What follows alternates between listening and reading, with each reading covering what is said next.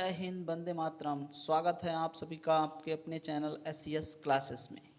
Hello guys, तो शुरुआत हमने कर दी है Uttar Pradesh PCS pre exam जो टेस्ट सीरीज़ है आपके लिए बहुत ही फ़ायदेमंद होगी। उसकी शुरुआत हमने करी है और ये टेस्ट सीरीज़ हम लगातार चलाते रहेंगे जब तक कि आपका पेपर नहीं हो जाएगा। तो हमारी टेस्ट सीरीज़ से जुड़े रहिए और अपनी जो योग्यता है PCS प्री एग्ज़ाम के लिए वो चेक करते रहिए। तो चलिए शुरुआत करते हैं पहले प्रश्न से। पहला प्रश्न हमारा है एशियाई खेल 2022 का जो हुआ था उनसे संबंधित कथन पर विचार करना है। यह एशियाई खेलों का 19वां संस्करण था और सेकेंड है भारत एशियाई खेलों में 107 पदक जीतकर तालिका में तीसरे स्थान पर रहा। तो उपयुक्त कथनों में से कौन से कथन सही हैं?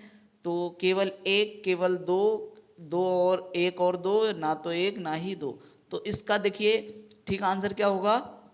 देखिए ये एशियाई खेलों का 19वां संस्करण था तो ये तो ठीक है। और सेकंड नंबर बोला भारत एशियाई खेलों में 107 पदक जीता, तो 107 पदक तो सही जीत कर हुआ, लेकिन तालिका में तीसरे स्थान पर ना रहकर कौन सा स्थान प्राप्त किया था? चौथा स्थान प्राप्त किया था। तो ये वाला गलत हो जाएगा। तो इसका ठीक आंसर क्या हो जाएगा? केवल एक सही हो जाएगा। चलिए प्रश्न नंबर 2 पर चलते हैं। प्रश्न नंबर 2 देखिए, सूची 1 और सूची 2 को मिलान करना है। एक तरफ दिए हैं सतत विकास लक्ष्य और दूसरी तरफ जो दिए हैं उनसे संबंधित हैं, तो हमें इनको मिलान करना है। देखिए सतत विकास लक्ष्य पहला, सतत विकास लक्ष्य 3 और SDG जिसे स्पेशल SDG भी बोलते हैं, SDG ठीक है, 4 और 6 दिए हुए हैं। तो हमें इनको मिलान करना है। तो जो सतत विकास लक्ष्य 1 होता है वो किससे संबंधित नहीं है? वो किससे संबंधित? तो ये निर्धनता नहीं, तो पहले का एक का पहला हो जाएगा। और सतत विकास जो लक्ष्य है, गोल है, तीसरा जो है वो किससे संबंधित है? अच्छा स्वास्थ्य एवं कल्याण, अच्छा स्वास्थ्य एवं कल्याण। जबकि चौथा SDG किससे संबंधित है? गुणवत्तापरक शिक्षा, तीसरे वाले से सही हो जाएगा। और SDG 6 जो संबंधित है स्वच्छ जल एवं स्वच्छता से है, तो इसका इसका चौथा ठीक हो जाएगा। तो कुल मिलाकर हमारा जो दूसरे का ठीक आंसर क्या हो जाएगा? दूसरे का C वाला ठीक हो जाएगा, C वाला ऑप्शन। चलिए अगले प्रश्न, प्रश्न नंबर 3 पर चलते हैं। देखिए सूची 1 को सूची 2 के साथ मिलान करना है। इधर एक तरफ रामसर स्थल दिए हुए हैं और दूसरी तरफ राज्य दिए हैं। तो भोज आर्द्र भूमि कहाँ से संबंधित है? तो भोज आर्द्र भूमि जो संबंधित है वो मध्य प्रदेश से है। और इसके बाद रुद्र सागर झील, रुद्र सागर झील जो है वो त्रिपुरा से संबंधित है, त्रिपुरा से। और आसन कंजर्वेशन रिजर्व जो है वो कहाँ से संबंधित है? ये उत्तराखंड से है। और पोंग डैम झील जो है वो हिमाचल प्रदेश से है। तो इस तरह तीसरे का ठीक आंसर क्या हो जाएगा? तीसरे का ठीक आंसर हो जाएगा हमारा B वाला ऑप्शन ठीक हो जाएगा। चलिए अगले प्रश्न पे चलते हैं। प्रश्न नंबर 4 पर मानव सदृश कपि लघुत्तम कपि है। कौन सा जो है मानव के समान एक लघुत्तम कपि है? गिवन, गोरिल्ला, चिंपैंजी या ओरंग उटान। तो चौथे का ठीक आंसर क्या हो जाएगा? देखिए चौथे का ठीक आंसर हो जाएगा हमारा A वाला ठीक हो जाएगा, गिवन। कौन है? गिवन। देखिए प्राणी जगत में हेमिनोडेया महापरिवार की एक सदस्य जातियों को कपि कहा जाता है। इसकी दो मुख्य शाखाएं, एक हीन कपि और एक महाकपि, ठीक है। तो हीन कपि जो होते हैं वो छोटे आकार के कपि होते हैं, जबकि महाकपि जो होते हैं वो बड़े आकार के होते हैं। और चलिए अगले प्रश्न पर चलते हैं, प्रश्न नंबर 5 पर। देखिए प्रश्न नंबर 5 में फिर सूची 1 को सूची 2 के साथ मिलान करना है। तो देखिए विटामिन का संबंध, इसमें विटामिन और इधर सूची 1, तो विटामिन कौन है? तो विटामिन जो है वो कैरोटीन है। कैरोटीन क्या है? विटामिन। एंजाइम कौन है? तो एंजाइम है पेप्सिन, ये पेप्सिन हो जाएगा। हार्मोन क्या है? हार्मोन है टेस्टोस्टेरॉन या प्रोजेस्टेरॉन जो है वो हार्मोन है। और प्रोटीन क्या है? ये कैरोटीन है। तो इसका सूची का मिलान करने पर कौन सा ठीक आंसर आएगा? 5 का ठीक आंसर हमारा क्या हो जाएगा? तो 5 का ठीक आंसर हो जाएगा हमारा B वाला, ये वाला ठीक हो जाएगा। अगले प्रश्न, प्रश्न नंबर 6 देखिए, सूची 1 और सूची 2 को साथ मिलान करना है। इधर दिवस दिए हैं, उधर डेट दी हुई है। तो अंतर्राष्ट्रीय वन दिवस किस दिन मनाया जाता है? 21 मार्च को मनाया जाता है अंतर्राष्ट्रीय वन दिवस। तो विश्व गौरैया दिवस किस दिन मनाया जाता है? 20 मार्च को अंतर्राष्ट्रीय गौरैया दिवस मनाया जाता है। विश्व शौचालय दिवस 19 नवंबर को मनाया जाता है। विश्व जल दिवस जो है 22 मार्च को मनाया जाता है। तो इस तरह 6 का ठीक आंसर क्या हो जाएगा, 6 का ठीक आंसर हो जाएगा हमारा ए वाला ऑप्शन ठीक हो जाएगा। चलिए अगले प्रश्न नंबर 7 देखिए, संयुक्त राष्ट्र द्वारा हाल ही में जारी रिपोर्ट के अनुसार कौन सा देश अफीम का शीर्ष उत्पादक देश बन गया है। तो शीर्ष उत्पादक देश कौन सा है, तो इसका ठीक आंसर क्या हो जाएगा, 7 का ठीक आंसर हो जाएगा हमारा डी वाला, म्यांमार जो है वो शीर्ष उत्पादक देशों की श्रेणी में आ गया है। चलिए प्रश्न नंबर 8 पर चलते हैं। 8 देखिए, संसद राज्य सूची के विषय में संबंध में कानून बना सकती है। तो राष्ट्रपति की इच्छा से यदि राज्यसभा ऐसा संकल्प पारित करती है किसी भी परिस्थिति में या संबंधित राज्य के विधानमंडल से पूछकर। तो 8 का ठीक आंसर क्या हो जाएगा, बी वाला, यदि राज्यसभा ऐसा संकल्प पारित करती है। तो 8 का बी वाला ठीक हो जाएगा। चलिए अगले प्रश्न, संयुक्त सैन्य अभ्यास जो है डिजर्ट साइक्लोन 2024 भारत और किस देश के बीच होने वाला युद्ध अभ्यास है।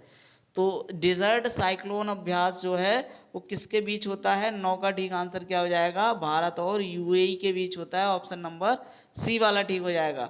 अगले प्रश्न नंबर 10 देखिए, रुधिर वर्णिका जिसे हीमोग्लोबिन के नाम से जाना जाता है, निम्नलिखित कथनों पर विचार कीजिए, नीचे दिए गए कूट से सही उत्तर चुनिए।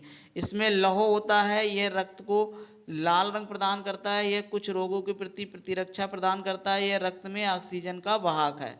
तो कौन सा ठीक आंसर हो जाएगा, कूट। तो 10 का देखिए, 10 का कौन सा ठीक हो जाएगा, तो 10 का देखिए इसमें रोगों के प्रति जो प्रतिरक्षा प्रदान करने की क्षमता नहीं होती, तो इस वाले को छोड़कर 1, 2 और 4, 1 और 2 और 4 किस में है, तो ऑप्शन नंबर सी में होगा। तो ये ऑप्शन नंबर सी ठीक हो जाएगा। चलिए अगले प्रश्न नंबर 11 देखिए, इधर क्या दिए हैं, रोग दिए हैं और ये कारक दिए हैं। तो जो प्लेग रोग है वो किसके कारण होता है, तो प्लेग रोग जो है हमारा किसके कारण होगा, तो प्लेग रोग एक घातक जो क्या है, एक घातक संक्रामक रोग है जिसका कारण पास्चुरेला जो होता है या पर्सिनिया पेस्टिस नामक जीवाणु। तो प्लेग जो होता है वो जीवाणु के कारण होता है, प्लेग जो होता है वो जीवाणु के कारण होता है। तो इसका ठीक आंसर हो जाएगा 4। एड्स जो होता है वो वायरस के कारण होता है, विषाणु के कारण। गंजापन जो होता है वो कवक के कारण होता है, और मलेरिया जो होता है प्रोटोजोआ के कारण होता है। तो इसका ठीक आंसर क्या हो जाएगा, 11 का ठीक आंसर हो जाएगा हमारा 11 का ऑप्शन नंबर डी वाला ठीक हो जाएगा, ऑप्शन डी। चलिए अगले प्रश्न नंबर 12 देखिए, निम्नलिखित में से जैव अवघटनीय प्रदूषक हैं, जैव अवघटनीय प्रदूषक कौन से हैं। तो देखिए जैव अवघटनीय प्रदूषक वे प्रदूषक होते हैं जो आसानी से जो अवघटित हो जाते हैं कम समय में। तो इसका ठीक आंसर कौन सा हो जाएगा, ऑप्शन नंबर डी वाला जो है, लकड़ी, कागज और सीवेज जो है जैव अवघटनीय प्रदूषक हैं।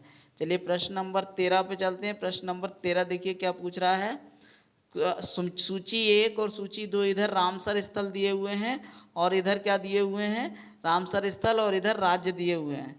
तो इसका ठीक आंसर क्या होगा 13 का, देखिए 13 को मिलान करना है, 13 का मिलान करना। देखिए तो इसका मिलान क्या करना है, देखिए समसपुर पक्षी विहार कहाँ है, ये उत्तर प्रदेश में ही है, और कुंथन कुलम पक्षी विहार ये तमिलनाडु में ही है, और सिरपुर आर्द्रभूमि ये मध्य प्रदेश, और पाला आर्द्रभूमि मिजोरम में। तो 13 का ठीक आंसर क्या हो जाएगा, ए वाला ठीक हो जाएगा।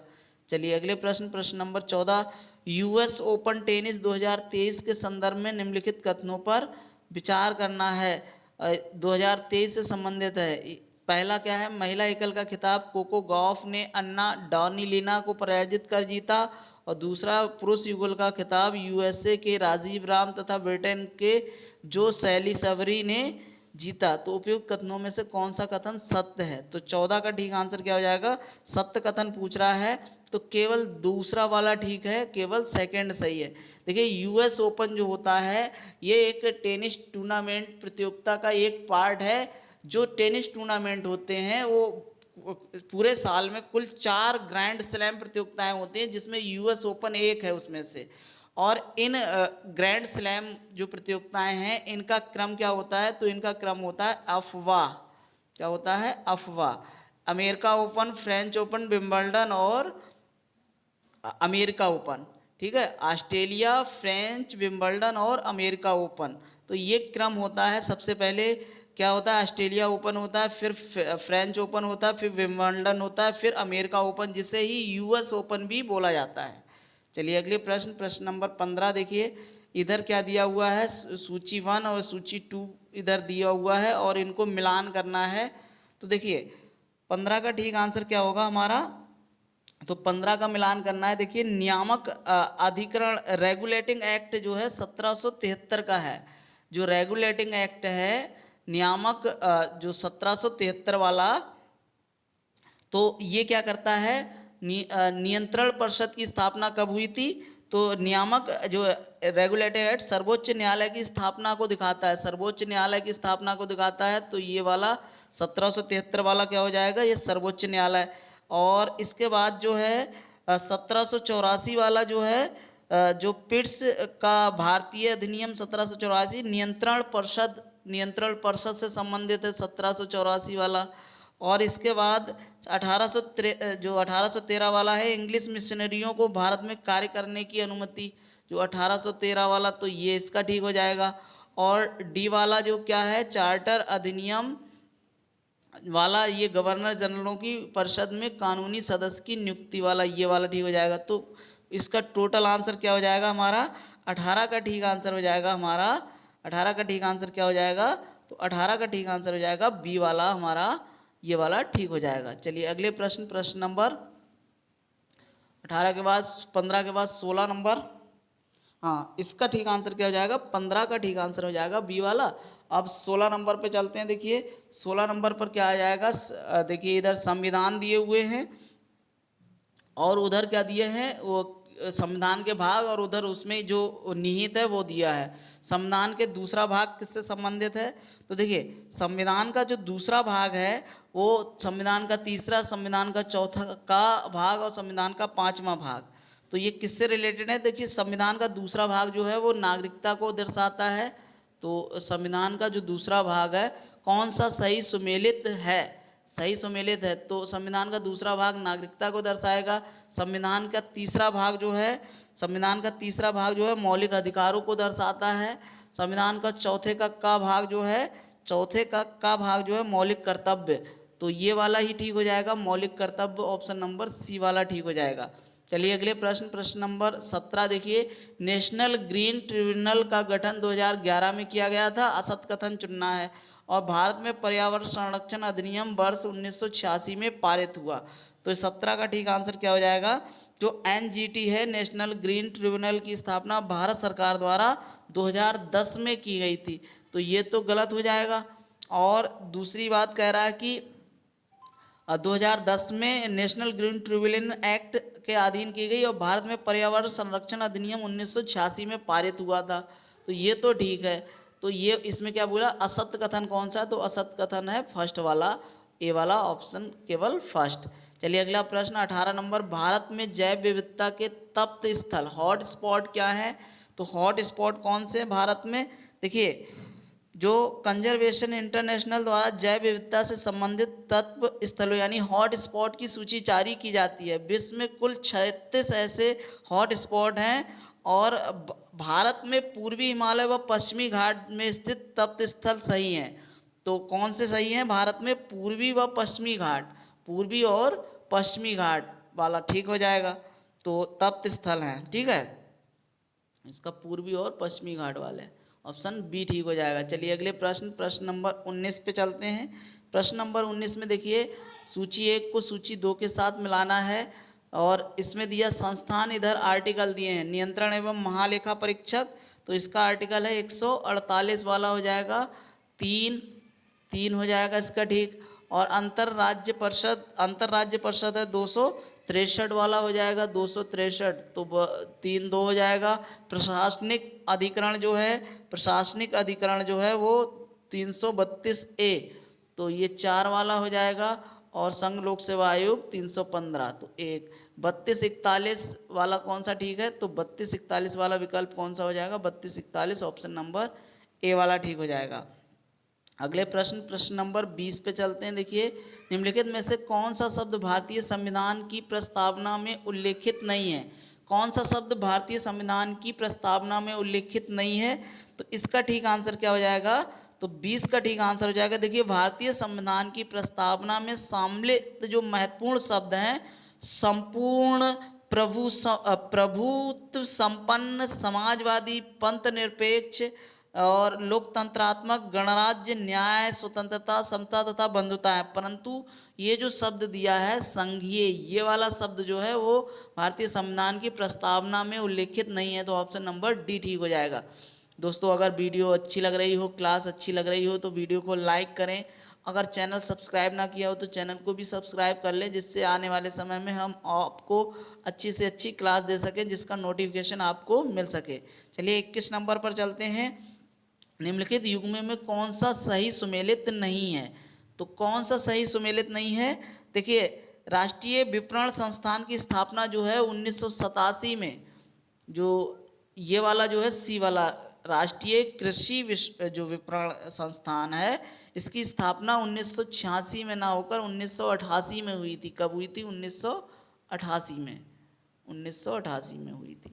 तो यही वाला जो है वो सही सुमेलित नहीं है, वरना ट्राइफेड जो है 1987 में हुई, एगमार्ट एक्ट 1937 में आया और खाद मिलावट निरोधक कानून 1954 में आया। ट्राइफेड क्या है? ये जो जनजातीय समूह होता है उनके जितने भी जो जनजातीय समूह जितना भी व्यापार करता है, अर्थात जो चीज़ें वो बनाते हैं उनको एक मार्केट प्रदान करने का काम जो होता है वो ट्राइफेड का होता है। तो लेकिन इसका ठीक आंसर क्या हो जाएगा? सी वाला। चलिए अगले प्रश्न, प्रश्न नंबर 25। जैव भार का पिरामिड किस पारिस्थितिक तंत्र में सीधा होता है? तो जैव भार का पिरामिड किस पारिस्थितिक तंत्र में सीधा होता है? देखिए स्थलीय पारिस्थितिक तंत्र में जैव भार का पिरामिड सीधा होता है, जबकि जलीय पारिस्थितिक तंत्र में जैव भार का पिरामिड कैसा होता है? तो जैव भार का पिरामिड उल्टा होता है। ठीक है, तो जलीय किसमें पारिस्थितिक सीधा होता है? तो सीधा किसमें होता है? तो देखिए स्थलीय वाले में कैसा होगा? स्थलीय में जैव भार का पिरामिड सीधा होता है, तो इसका आंसर क्या हो जाएगा? ए वाला ठीक हो जाएगा। स्थलीय पारिस्थितिक तंत्र में जैव भार का पिरामिड जो होगा वो सीधा होगा। इसका आंसर 23 नंबर देखिए, निम्नलिखित में से किसे मेगा डाइवर्ट देश के रूप में नहीं जाना जाता है? मेगा डाइवर्ट देश, तो मेगा डाइवर्ट देश ऐसे देशों का समूह होता है। देखिए मेगा डाइवर्ट देश क्या होते हैं? ऐसे देशों का समूह होता है जहां सर्वाधिक जैव विविधता पाई जाती है, उन्हें क्या कहा जाता है? मेगा डाइवर्ट देश कहा जाता है। तो कौन मेगा डाइवर्ट देश के रूप में सम्मिलित नहीं है, जाना नहीं जाता है?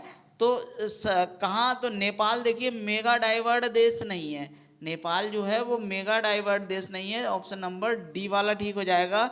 जबकि ऑस्ट्रेलिया, भारत और पेरू जो है मेगा डाइवर्ट देश हैं। सामान्यतः विश्व में कुल 17 मेगा डाइवर्ट देश माने जाते हैं। कितने? 17 जो है मेगा डाइवर्ट देश माने जाते हैं, जिसमें नेपाल नहीं है। चलिए अगले प्रश्न, पिछौला झील जो है किस राज्य में स्थित है? तो पिछौला झील जो है राजस्थान के उदयपुर में, कहाँ स्थित है? राजस्थान में है, और राजस्थानपुर कहाँ? उदयपुर में स्थित है। तो 24 का ऑप्शन नंबर सी ठीक हो जाएगा। अगले प्रश्न देखिए, निम्नलिखित में से कौन सा भारत में भाषा के आधार पर बनने वाला पहला राज्य था? तो भाषा के आधार पर बनने वाला पहला राज्य जो था वो आंध्र प्रदेश था। कौन सा था? Andhra Pradesh, option number C वाला ठीक हो जाएगा। चलिए अगले प्रश्न 26 नंबर देखिए, निम्नलिखित में से कौन भारतीय संविधान के अंतर्गत मौलिक कर्तव्यों में सम्मिलित नहीं है? मौलिक कर्तव्यों में कौन सम्मिलित नहीं है? तो देखिए मौलिक कर्तव्यों में देश की रक्षा करना एवं राष्ट्र की सेवा करना मौलिक कर्तव्य है। हमारी सामाजिक संस्कृति की गौरवशाली परंपरा का महत्व समझना और उसका परिरक्षण करना, ये भी ठीक है। ग्राम पंचायतों के गठन में सहायता करना, यही वाला ठीक नहीं है। तो इसका ठीक आंसर क्या हो जाएगा? ऑप्शन नंबर सी वाला ठीक हो जाएगा। चलिए अगले प्रश्न, प्रश्न नंबर 27। क्योटो प्रोटोकॉल संबंधित है। क्योटो प्रोटोकॉल किससे संबंधित है? तो देखो क्योटो प्रोटोकॉल जो है जलवायु परिवर्तन से संबंधित है। किससे संबंधित है? ऑप्शन सी, जलवायु परिवर्तन से संबंधित है। और ये वर्ष 1997 में एक समझौता हुआ था जो यूएनएफ और ट्रिपल सी, इसके फुल फॉर्म क्या होती है? United Nation framework convention climate to change, ये इससे संबंधित है, तो ये जलवायु से संबंधित है, ऑप्शन सी वाला ठीक हो जाएगा। अगला 28 नंबर देखिए, परमाणु जिनमें प्रोटॉनों की संख्या समान परंतु न्यूट्रॉनों की संख्या भिन्न होती है क्या कहलाते हैं? तो 28 का ठीक आंसर क्या हो जाएगा? तो देखिए एक ही तत्व के वे परमाणु जिनकी परमाणु संख्याएं समान होती हैं किंतु द्रव्यमान संख्याएं भिन्न भिन्न होती हैं समस्थानिक कहलाते हैं। किसी तत्व के विभिन्न समस्थानिकों की परमाणु संख्या समान होने के कारण ये उनके नाभिकों में प्रोटॉनों की संख्या समान होती है, तो इसीलिए उन्हें क्या बोलेंगे? तो प्रोटॉनों की संख्या समान होती है, न्यूट्रॉनों की संख्या भिन्न होती है, क्या कहलाते हैं? तो प्रोटॉनों की संख्या समान होने पर क्या कहलाएंगे? इन्हें समस्थानिक आइसोटोप्स कहलाते हैं, समस्थानिक। तो इसका ठीक आंसर हो जाएगा डी वाला, ऑप्शन डी।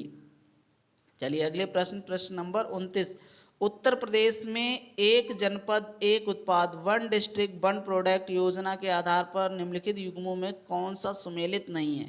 कौन सा सुमेलित नहीं है?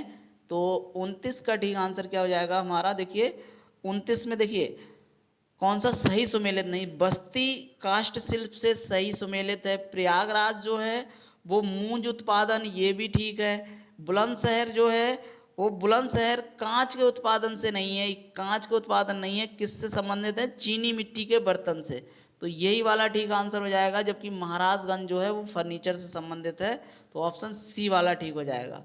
चलिए अगले प्रश्न, प्रश्न नंबर 30 देखिए, उत्तर प्रदेश के संदर्भ में निम्नलिखित कथनों पर विचार कीजिए। ठीक, राज्य की कुल भौगोलिक क्षेत्र के 6% से अधिक भाग पर वन है, ठीक, वन है। और इसके बाद कह रहा है उत्तर प्रदेश का न्यूनतम वनावरण वाला जिला भदोई है, ठीक, ये कह रहा है। तो कौन सा इसमें से कथन सही है ये बताना है। तो देखिए Indian state of forest report ISFR 2021 के अनुसार उत्तर प्रदेश के कुल भौगोलिक क्षेत्र के 6.15% भाग पर वनावरण है, तो बोल रहा है 6% से अधिक भाग पर वन है, तो ये तो ठीक हो जाएगा। दूसरी चीज, वृक्षावरण क्षेत्र को मिलाकर यह प्रतिशत और अधिक हो जाता है, चलो, और उत्तर प्रदेश के सभी जिलों में वनावरण का कुछ भाग है, सबसे न्यूनतम वनावरण वाला जिला भदोई है, तो ये भी ठीक हो जाएगा। तो इसका ठीक आंसर क्या हो जाएगा हमारा? इसका ठीक आंसर हो जाएगा 1 और 2 दोनों ठीक हो जाएगा, ऑप्शन सी वाला ठीक हो जाएगा। अगला प्रश्न 31 नंबर देखिए, पूछ रहा है सितंबर 2023 में मोहम्मद मुइज़्ज़ू किस देश के नए राष्ट्रपति निर्वाचित हुए? तो मोहम्मद मुइज़्ज़ी जो हैं वो किस देश के राष्ट्रपति मनोनीत हुए हैं? तो ये मालदीव देश के, कौन के हुए? मालदीव, ऑप्शन नंबर ए वाला ठीक हो जाएगा। चलिए अगले प्रश्न 32 नंबर देखिए, हाल ही में किसे राष्ट्रीय विधिक सेवा प्राधिकरण का कार्यकारिणी अध्यक्ष नामित किया गया? तो राष्ट्रीय विधिक सेवा प्राधिकरण का कार्यकारी अध्यक्ष नामित किया गया, कौन है? 32 का ठीक आंसर क्या हो जाएगा? न्यायमूर्ति संजीव खन्ना को, न्यायमूर्ति Sanjiv Khanna, option number B वाला ठीक हो जाएगा। चलिए अगले प्रश्न 33 नंबर, निम्नलिखित में से किस तत्व की कमी को पूरा करने के लिए कीट भक्षी पौधे कीटों को पकड़ते हैं और उनका भक्षण करते हैं? कुछ कीट भक्षी पौधे ऐसे होते हैं जो कीटों को पकड़कर उनको खा जाते हैं, और वो ऐसा क्यों करते हैं? क्योंकि उनके अंदर नाइट्रोजन की कमी हो जाती है, तो नाइट्रोजन की कमी को पूरा करने के लिए वो ऐसा करते हैं कीट भक्षी पौधे। तो कीट भक्षी पौधों में कौन कौन से होते हैं? घटपर्णी होते हैं, जिसे यूट्रिकुलेरिया बोलते हैं, तो ऑप्शन नंबर बी वाला ठीक हो जाएगा, नाइट्रोजन की कमी को पूरा करने के लिए। चलिए अगले प्रश्न 34 नंबर पर चलते हैं। 34 देखिए, निम्नलिखित में से कौन सा युग्म सही सुमेलित नहीं है? कौन सा युग्म सही सुमेलित नहीं है? तो देखिए उत्तर प्रदेश की प्रथम महिला राज्यपाल सरोजनी नायडू, ठीक है। उत्तर प्रदेश की पहली महिला मुख्यमंत्री सुचेता कृपलानी, ठीक है। और उत्तर प्रदेश विधानसभा के प्रथम अध्यक्ष ये PD टंडन दिया हुआ है, तो PD टंडन ये भी ठीक है, और पुरुषोत्तम दास टंडन कहते हैं। और चौथा विकल्प उत्तर प्रदेश के पहले मुख्यमंत्री डॉक्टर संपूर्णानंद, ये वाला ऑप्शन जो है वो गलत दिया हुआ है, क्योंकि पहले मुख्यमंत्री जो थे वो गोविंद वल्लभ पंत थे, तो ऑप्शन नंबर डी वाला जो होगा वो सुमेलित नहीं होगा। चलिए अगले प्रश्न, प्रश्न नंबर हम चलते हैं 35 पर। निम्नलिखित में से कौन सी एजेंडा 21 की सही परिभाषा है? एजेंडा 21 की सही परिभाषा कौन सी है? तो 35 नंबर प्रश्न पे चलते हैं। एजेंडा 21 जो है सतत विकास के संदर्भ में एक गैर बाध्यकारी स्वैच्छिक कार्यक्रम योजना है। क्या है? ये क्या है? देखिए, नाव की निःशस्त्रीकरण 21वीं सदी में सतत विकास और विश्व पर्यावरण संरक्षण हेतु एक कार्य योजना है, या इसका उद्देश्य क्या है? विश्व पर्यावरण को संरक्षित करना है। तो इसका ठीक आंसर क्या हो जाएगा? इसका ठीक आंसर हो जाएगा हमारा ऑप्शन नंबर सी वाला ठीक हो जाएगा। चलिए अगला प्रश्न, प्रश्न नंबर 36। उत्तर प्रदेश की जनजाति और उनके जिलों के युग्म में से कौन सही सुमेलित नहीं है? तो 36 का ठीक आंसर क्या हो जाएगा? देखिए, परहिया जनजाति जो है, परिया जनजाति है, वो सोनभद्र से, ये तो ठीक हो जाएगा। सहरिया जनजाति जो है वो ललितपुर से है, ये भी ठीक हो जाएगा। अगरिया जो है वो सोनभद्र से है, ना कि देवरिया से। तो यही वाला जो है ऑप्शन नंबर सी वाला ठीक हो जाएगा। यही सही सुमेलित नहीं है, ऑप्शन सी वाला। चलिए अगले प्रश्न, प्रश्न नंबर 37। सूची 1 को सूची 2 के साथ मिलान करना है। देखिए, पौंडीचेरी, गोवा और ट्रांकेवार और सद्रास, इधर डच, फ्रेंच, पुर्तगीज और डेनिश, किनका अधिकार था? तो इसमें देखिए, पौंडीचेरी पर किसका अधिकार था? तो ये फ्रेंच का था, तो दूसरा ठीक हो जाएगा। और गोवा पर किसका अधिकार था? गोवा पर अधिकार था पुर्तगीज का, पुर्तगालियों का था। और सी ट्रांकेवार पर किसका अधिकार था? तो सी का ठीक आंसर क्या हो जाएगा? डेनिश का था। और सद्रास पर किसका था? तो डच का था। तो इसका ठीक कूट क्या होगा? 2 3 4 1, 23 41। 23 41 कौन सा ठीक है? 23 41 ऑप्शन नंबर ए वाला ठीक हो जाएगा। चलिए अगले प्रश्न, प्रश्न नंबर 38। सूची 1 को सूची 2 के साथ फिर से मिलाना है। अब इसमें देखिए, सुदूरस्थ उत्तरी बिंदु, सुदूरस्थ पश्चिमी बिंदु और दक्षिणी बिंदु और पूर्वी बिंदु, इनका ठीक मिलान करना है। तो देखिए, उत्तरी बिंदु क्या होता है? इंदिराकाल कहते हैं इसे। इंदिराकाल जो जम्मू कश्मीर में स्थित है। पश्चिमी बिंदु कहाँ है? पश्चिमी बिंदु जो है गुहार मोती, जिसे गुजरात कहते हैं, गुजरात में स्थित है। दक्षिणी बिंदु जो है वो इंदिरा पॉइंट या ग्रेट निकोबार कहते हैं, इंदिरा पॉइंट या ग्रेट निकोबार।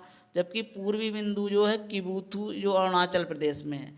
तो इसका ठीक आंसर क्या हो जाएगा हमारा? तो इसका ठीक आंसर हो जाएगा 3 1 3 1 4 2, 31 42। 31 42 वाला ऑप्शन कौन सा ठीक हो जाएगा? 31 42 ऑप्शन नंबर सी वाला ठीक हो जाएगा। चलिए अगले प्रश्न, प्रश्न नंबर चलते हैं 39 पे। निम्नलिखित कथनों में से काली मृदा के विषय में कौन से कथन सही हैं? तो काली मृदा से संबंधित कथन दिए हुए हैं। यह मृदा दक्कन के पठार के अधिकतर भाग पर पाई जाती है। तो ये काली मृदा जो है दक्कन के पठार के अधिकतर भाग पर पाई जाती है, ये तो ठीक है। दूसरी कह रहा है इस मृदा में फास्फोरस, नाइट्रोजन और जैव पदार्थों की अधिकता होती है।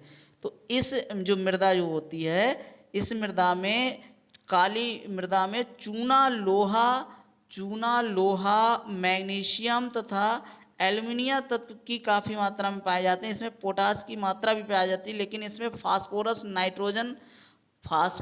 नाइट्रोजन और जैव पदार्थों की कमी होती है। तो ये गलत है।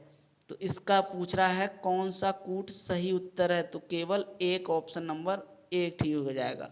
चलिए अगले प्रश्न 40 नंबर पर। देखिए, 12 अक्टूबर 2023 को जारी वैश्विक भूख सूचकांक 23 के संदर्भ के कथनों पर विचार करना है।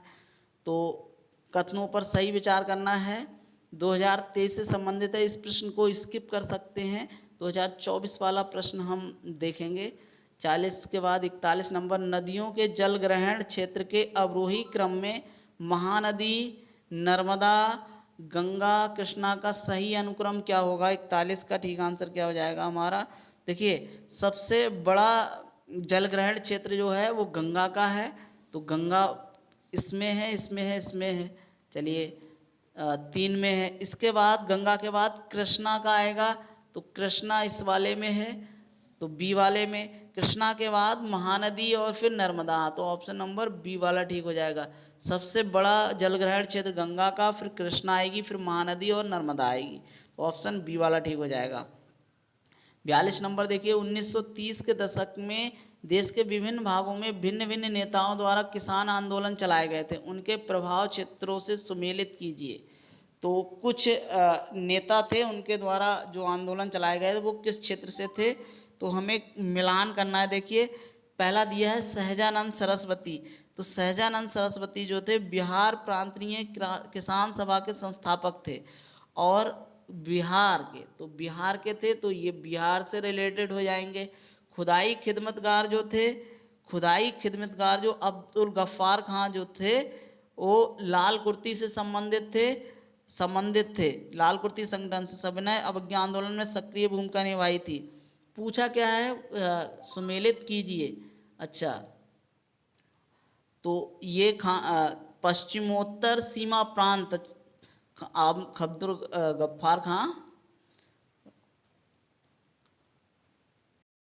तो इसके बाद इसके बाद क्या था, इसके बाद स्वामी रामानंद जो थे वो हैदराबाद से थे, स्वामी रामानंद जो थे वो हैदराबाद से थे। और इसके बाद जो थे अब्दुल हमीद खां जो थे वो कहाँ से थे, वो असम से थे। अब्दुल हमीद खां जो थे वो असम से थे, और जो खुदाई खिदमतगार थे वो NWFP थे। तो इसका ठीक आंसर क्या हो जाएगा, इसका ठीक आंसर हो जाएगा पहले का 3 हो जाएगा हमारा, पहले का 3, फिर दूसरे का 4 हो जाएगा, और तीसरे का 1 हो जाएगा, और चौथे का 2 हो जाएगा। 34-12 ठीक आंसर हो जाएगा। 34-12 किस में है, 34-12 ऑप्शन नंबर बी वाले में ठीक है। चलिए अगले प्रश्न नंबर, नेक्स्ट प्रश्न चलते हैं, प्रश्न नंबर 43। देखिए, भारतीय राष्ट्रीय आंदोलन से जुड़ी निम्नलिखित घटनाओं को उनको कालक्रम के अनुसार हमें लगाना है। तो सबसे पहले कौन कौन सी घटना हुई थी, तो इसमें क्रम से लगाना है। सबसे पहले होम रूल लीग आंदोलन हुआ था 1916 में, होम रूल लीग। उसके बाद कौन सा, चंपारण सत्याग्रह हुआ था 1917 में। जलियांवाला बाग हत्याकांड 1919 में हुआ था। और राष्ट्रीय कांग्रेस का अमृतसर अधिवेशन जो हुआ था वो भी 1919 में हुआ था, लेकिन ये दिसंबर 19 में हुआ था। तो क्रम सही है, 1 2 3 4 क्रम हो जाएगा, 1 2 3 4, ऑप्शन नंबर ए वाला ठीक हो जाएगा। चलिए अगले प्रश्न नंबर 44, भारतीय ड्रोन शक्ति 2023। इसको हम क्वेश्चन को स्किप कर सकते हैं, पुराना क्वेश्चन है। अगला प्रश्न 45 नंबर देखिए, निम्नलिखित वक्तव्यों पर विचार कीजिए, सही उत्तर चयन नीचे दिए गए कूट से कीजिए। शीत ऋतु में भारत में उत्तर पूर्वी व्यापारिक पवनें प्रवाहित होती हैं, और कारण दिया हुआ इन पवनों के प्रभाव से देश के अधिकतर भाग में आर्द्र मौसम रहता है, आर्द्र मौसम रहता है। तो इसका कारण दिया है और कथन दिया है। तो 45 का ठीक आंसर क्या हो जाएगा, 45 का ठीक आंसर हो जाएगा हमारा ए सही है, परंतु आर गलत है। यानी कथन सही है लेकिन कारण जो है वो गलत है, ऑप्शन नंबर सी वाला ठीक हो जाएगा। अगले प्रश्न 46 नंबर देखिए, 46 नंबर में खान मंत्रालय की वार्षिक रिपोर्ट 2022-23 की थी, तो इसको भी हम स्किप कर रहे हैं क्योंकि नया डाटा क्वेश्चन लेना है। 47 नंबर देखिए, एक निश्चित आकृति में व्यवस्थित ताराओं का समूह क्या कहलाता है, तो ताराओं का निश्चित आकृति में जो ताराओं का समूह क्या कहलाएगा, 47 का ठीक आंसर हो जाएगा नक्षत्र, क्या कहलाता है, नक्षत्र, ऑप्शन नंबर बी वाला ठीक हो जाएगा। चलिए अगले प्रश्न देखिए, सूची 1 को सूची 2 के साथ मिलान करना है। अलेघनी, कैंटरवियस, अल्बोर्ज और मैकेंजी, तो ये कुछ पर्वत दिए हैं और उधर देश के साथ मिलान करना है। तो 48 का ठीक आंसर क्या हो जाएगा, देखिए अल्घेनी जो पर्वत है वो कहाँ, संयुक्त राज्य अमेरिका में है, जबकि कैंटरवियस जो पर्वत है वो स्पेन में है, और एल्बुर्ज जो पर्वत है वो ईरान में है, और मैकेंजी पर्वत जो है वो कनाडा में है। तो इसका ठीक आंसर क्या हो जाएगा, ऑप्शन नंबर ए वाला ठीक हो जाएगा। चलिए अगले प्रश्न नंबर 49। प्रश्न नंबर 49 देखिए, अनुसंधान संस्थान दिए हैं और जहाँ स्थित हैं वो दिए हुए हैं। तो 49 का ठीक क्या क्या देखिए, 49 का आंसर क्या हो जाएगा हमारा, तो 49 का देखिए केंद्रीय पक्षी अनुसंधान केंद्र जो है वो कहाँ है, इज्जतनगर बरेली में है, इज्जतनगर बरेली में, तीसरा ठीक हो जाएगा। इसके बाद केंद्रीय बकरी अनुसंधान केंद्र जो है वो झांसी में है, मथुरा में है, तो ये चौथा वाला ठीक हो जाएगा। और भारतीय चारा एवं चारागाह अनुसंधान केंद्र, ये झांसी में हो जाएगा, और केंद्रीय गौवंश अनुसंधान संस्थान जो है वो मेरठ में हो जाएगा। तो इस तरह बी वाला ऑप्शन ठीक हो जाएगा हमारा, ऑप्शन बी। चलिए अगले प्रश्न, प्रश्न नंबर 50। भारत की झीलों के बारे में कौन सा कथन जो है वो असत्य है? तो कौन सा कथन असत्य है? 50 का ठीक आंसर क्या हो जाएगा हमारा? तो 50 का देखिए, कोलेरू झील जो है वो आंध्र प्रदेश में स्थित है, बेम्बानाथ झील केरल की सबसे बड़ी झील है, चिल्का झील उड़ीसा राज्य में स्थित खारे पानी की लैगून झील है, और पुलिकट झील जो है तेलंगाना और आंध्र प्रदेश की सीमा पर स्थित है। तो सही कूट में देखना है, कूट इधर मिलान दिया हुआ है कूटों का। तो इसका ठीक आंसर क्या हो जाएगा 50 का? 50 का केवल 4 जो है वो असत्य है, बाकी सब सत्य हैं। चलिए अगले प्रश्न, प्रश्न नंबर 51। निम्नलिखित में से किसका उपयोग प्राकृतिक मच्छर प्रतिकर्षी तैयार करने में किया जाता है? तो 51 का ठीक आंसर क्या हो जाएगा? 51 का ठीक आंसर हो जाएगा लेमन ग्रास जो होती है, ऑप्शन नंबर ए वाला ठीक हो जाएगा, लेमन ग्रास का प्रयोग किया जाता है। चलिए 51 के बाद 52 नंबर क्वेश्चन देखिए, इधर क्या दिया, नदियां दी हैं, और उधर क्या दिया है, इधर प्रवाहित होती हैं वो स्थान दिए हुए हैं। तो 52 का ठीक आंसर क्या हो जाएगा हमारा? देखिए 52 का ठीक आंसर क्या हो जाएगा, लीना जो नदी है वो आर्कटिक सागर से संबंधित है, आर्कटिक सागर में बहती है, जबकि आमूर जो है वो प्रशांत महासागर में बहती है, टिग्रिस जो है वो कहाँ, फारस की खाड़ी में, और माही नदी जो है वो अरब सागर में। तो ऑप्शन नंबर ए वाला ठीक हो जाएगा हमारा 52 का ए। चलिए अगले प्रश्न, प्रश्न नंबर 53 देखिए, निम्नलिखित कथनों में कौन से सही हैं? कौन से सही हैं? तो 53 का कौन सा ठीक आ जाएगा? देखिए चीन संसार में अग्रणी कोयला उत्पादक है, सही है। यूक्रेन में डोनेज बेसिन प्रमुख कोयला उत्पादक क्षेत्र, ये भी ठीक है। जर्मनी में सार क्षेत्र प्रमुख कोयला उत्पादक क्षेत्र, ये भी ठीक है। और संयुक्त राज्य अमेरिका में मुख्य कोयला उत्पादक क्षेत्र आपलेशियन प्रदेश है, ये भी ठीक है। तो 53 का ठीक आंसर क्या हो जाएगा? उपयुक्त सभी, ऑप्शन नंबर डी वाला ठीक हो जाएगा। चलिए प्रश्न हमारा 54 नंबर, इधर भी सुमेलित करना है। तो इस तरह से हमारी क्लास जो होती है यहीं पर समाप्त हो रही है। अगर क्लास आपको अच्छी लगी हो तो आप वीडियो को लाइक कर दें, चैनल सब्सक्राइब ना किया हो तो चैनल को भी सब्सक्राइब कर दें, जिससे आने वाले समय में आपको नोटिफिकेशन मिल सके। और हम लगातार अब टेस्ट सीरीज़ जो आपकी यूपी पीसीएस प्री एग्ज़ाम जो लगा हुआ है उसके लिए लगातार टेस्ट सीरीज़ चलाएंगे। उन टेस्ट सीरीज़ से जुड़ना ना भूलें, और जिससे आप अच्छी तैयारी कर सकेंगे। इसी के साथ क्लास समाप्त करते हैं। जय हिंद, जय भारत, धन्यवाद।